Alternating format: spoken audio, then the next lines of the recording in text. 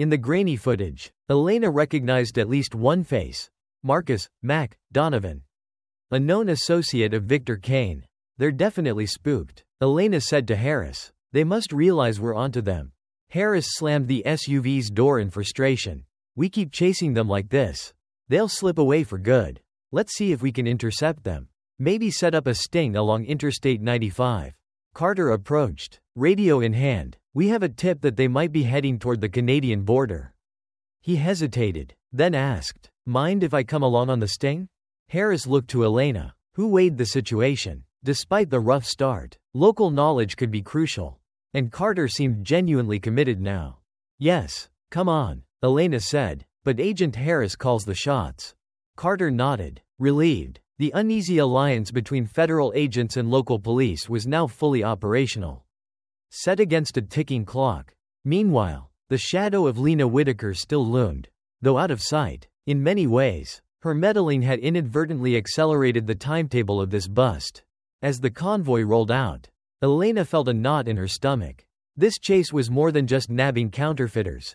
It was about proving she could navigate hostile or skeptical locals and still get the job done. If they succeeded, she might earn the trust of a community that, thanks to people like Lena, had little faith in outsiders. If they failed, the criminals would vanish, and Elena's career would take a serious hit. The stage was set for a high-stakes confrontation. With each passing mile, the tension grew thicker, and Elena couldn't shake the feeling that something even more dramatic was about to happen. As dusk settled over the scenic back roads, the federal agents' SUVs and the local police cruiser barreled down Interstate 95. The radio chatter crackled with updates. A possible sighting of the suspect vehicle near an old roadside motel. Black pickup, no plate visible, came a voice over the radio. Parked behind the Pine Ridge Motel. Off exit 17. That's our spot, Harris replied. Vehicles converge on the main entrance.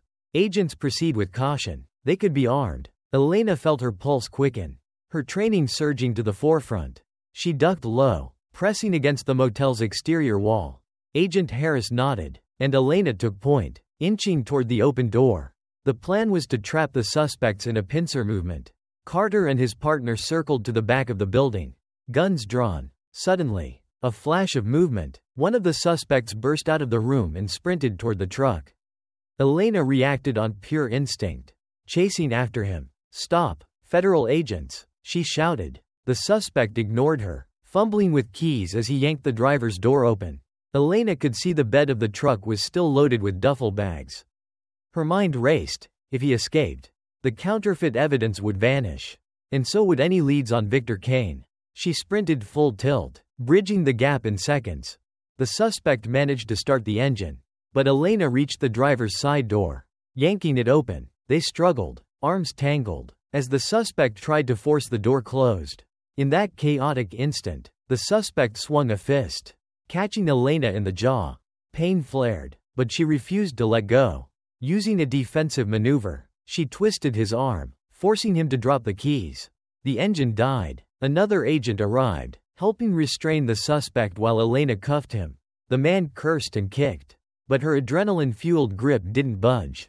Gunfire suddenly erupted from somewhere behind the motel.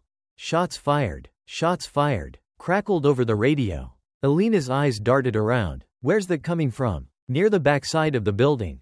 Carter and his partner had cornered a second suspect. Marcus, Mac, Donovan himself. Armed with a handgun, Donovan fired at the officers, who dove behind a parked car. Returning fire. Sparks flew as bullets ricocheted off metal and concrete. Elena left the subdued suspect with the other agent and sprinted toward the back. Heart pounding, she rounded the corner, hugging the motel's outer wall. Peering around, she saw Donovan crouched behind a low brick planter. Carter and his partner were pinned down behind a car, radioing for backup. Donovan, eyes wild, popped up to fire again. Elena seized the moment, stepping out just enough to aim her Glock. She commanded in a clear, clipped voice, "Drop the weapon, federal agents." Donovan turned, pointing the gun at her. The tension spiked. Elena steadied her aim, ready to fire if necessary. The morning sun shone brightly over Maplewood as if attempting to cleanse the small town of the prior night's drama. Back at the police station, The suspects were being processed and prepared for federal transfer. Local news vans had already begun to arrive, eager to report on the dramatic takedown of a counterfeit ring on the outskirts of town. Inside, Officer Carter found himself facing a barrage of questions from reporters. The station's tiny lobby was cluttered with camera equipment. Carter managed to convey a subdued version of events, carefully omitting details of his initial blunder and emphasizing the joint effort between Maplewood PD and federal agents. Elena stood nearby, arms folded, quietly observing. Agent Harris had returned to the field office to start building the case against Marcus Mac Donovan, leaving Elena to tidy up loose ends. Lena Whitaker also arrived, this time summoned by the police chief, who wanted clarity on how she ended up at the farmhouse and in the midst of a police operation. She strode in wearing a prim blouse and her usual air of self-importance, only to find Elena standing by a wall, reviewing files. Their eyes met, the tension palpable. Lena tried to avert her gaze but then forced herself to glare at Elena as though challenging her. Elena maintained a neutral expression, refusing to let Lena's hostility rattle her. The police chief, a gruff older man named Franklin Reed, appeared. His gaze swept over Lena, then Elena. "In my office, both of you," he said curtly. A short while later, they sat across a large wooden desk, sunlight filtering through the blinds. The air conditioner hummed, barely cutting through the tense atmosphere. Chief Reed clasped his hands. "We've had quite the eventful couple of days. Agent Carter, I've read the preliminary reports. Thank you for your service. You've done us all a favor by helping stop a criminal ring." Elena inclined her head. "Just doing my job, sir." The chief turned to Lena. "Miss Whitaker, you were present at the scene last night without proper authority. You also provided multiple calls to dispatch about Agent Carter's suspicious behavior, which led to a potential conflict with a federal investigation. I'd like to hear your side." Lena flushed. Well, I was just being vigilant. This town is close-knit. And I didn't recognize her. She was poking around places she shouldn't be. I had every right to be concerned." Chief Reed sighed. "Vigilance is fine, but we have protocols. Showing up on active scenes uninvited is reckless. Not to mention your direct involvement almost cost us the chance to catch serious criminals." Lena's voice trembled with indignation. "I never meant to." The chief raised a hand, silencing her. "We have it from multiple witnesses. Miss Whitaker, that you insisted on riding along with Officer Carter. That endangered both you and our operation. Now, I'm considering further action, but at the very least, you're going to receive a formal warning to stay out of police business unless explicitly requested." Lena opened her mouth to protest, but the chief's stern expression froze her words. Elena felt a twinge of satisfaction, though she wasn't one to revel in another's downfall. Still, Lena's prejudiced assumptions had nearly destroyed Elena's operation. Some accountability was overdue. The chief then turned to Elena. "Agent Carter, you'll find no hostility from me or this department. We appreciate your cooperation and regret any mishaps." "Thank you, Chief," Elena said. "All I want is for the suspects to face justice. And for the people of Maplewood to feel safe." "Understood. You're free to finalize your paperwork and coordinate with the feds however you need. If you require local support, you have it." With that, the meeting concluded. Elena stood to leave, but Lena lingered, an array of emotions flickering across her face: anger, pride, shame, and something resembling regret. She bit her lip, looking as though she wanted to speak. Elena decided to extend a tiny olive branch.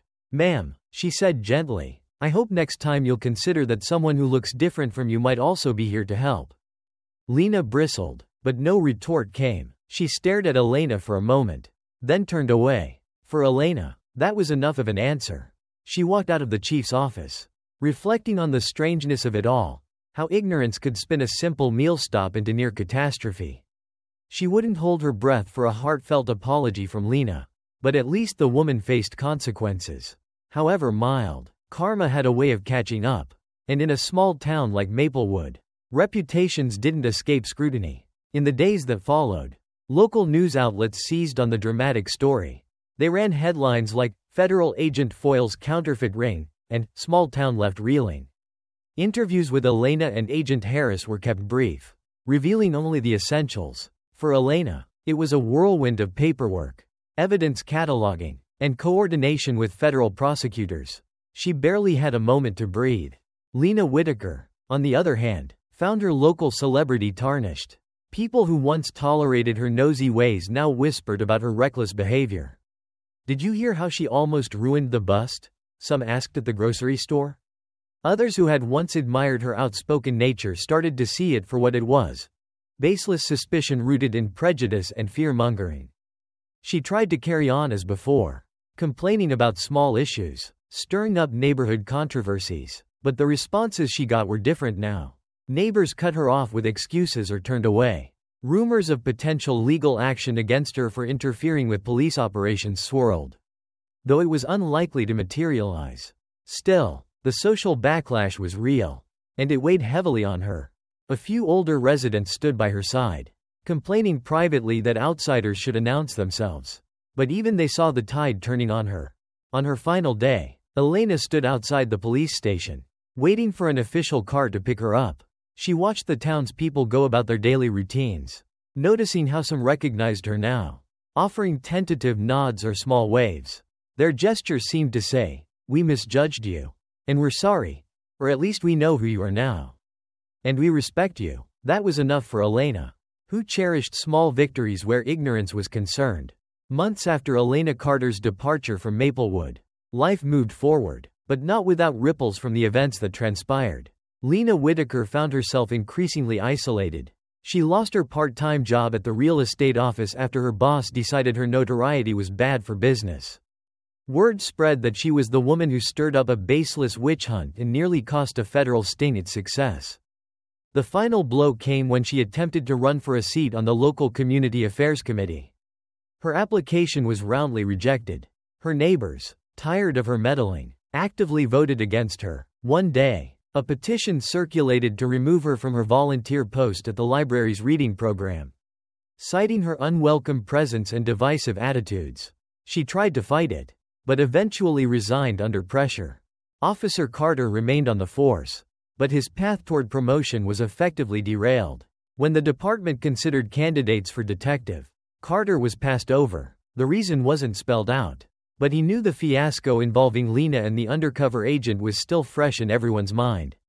Instead, he was moved to a community liaison role, less prestige, but a chance for redemption. He used it as an opportunity to genuinely connect with different parts of Maplewood's population.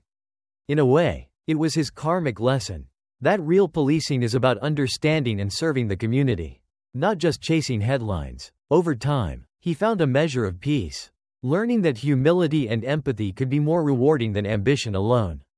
Elena Carter continued to excel in her federal role. She carried the scars and lessons from Maplewood, forging a steely resolve to remain calm under pressure, especially when faced with prejudice. Her name came up for a specialized detail at the Department of Homeland Security, a significant honor for an agent of her tenure. Though she ended up in a different high-profile assignment, the recognition alone was a testament to her skill and dedication. Her colleagues joked that she had a knack for flushing out the rats, referencing her success in the Maplewood counterfeit ring. But Elena rarely talked about Maplewood. She'd done her job there, and that was enough. Maplewood itself underwent subtle changes. Embarrassed by the national attention, the town council launched a diversity and outreach initiative, hosting small events and seminars in an attempt to modernize and move beyond its insular reputation. Attendance was modest, but seeds were planted. Some younger residents, inspired by the entire incident, pushed for more inclusive policies in town, ranging from more diverse hiring in local government to opening new community spaces. As for Lena, she grew increasingly bitter, blaming everyone but herself for her downfall. She'd glare at neighbors who once chatted pleasantly with her, not comprehending that her own actions had severed those ties. Quietly, she sold her house, taking what remained of her pride to a different town, where people didn't know her name or her story. She hoped to start fresh, but the lesson hovered in the back of her mind. Sometimes, the hard truth is that you are your own downfall.